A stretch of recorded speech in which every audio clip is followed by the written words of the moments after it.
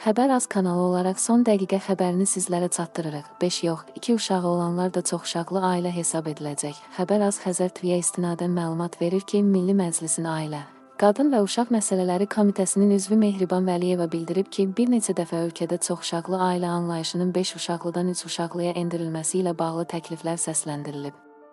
Hazırda isə təklif üzərində iş gedir. Bu təkliflər ölkədə demoqrafik inkişafla bağlı hazırlanacaq dövlət proqramına daxil ediləcək. Millət vəkilinin sözlərinə görə, ölkədə bu qəbildən olan 100 mindən çox ailə var, yəni çoxuşaqlı ailə modeli 5-dən 3-ə endirilsə, 100 mindən çox ailədə yaşayan uşaqlar sosial müavinət ala biləcəklər. Qeyd edək ki, hazırda 5-dən çox uşağı olan ailələrə sosial müavinətin aylıq məbləği hər uşaq üçün 105 manatdır.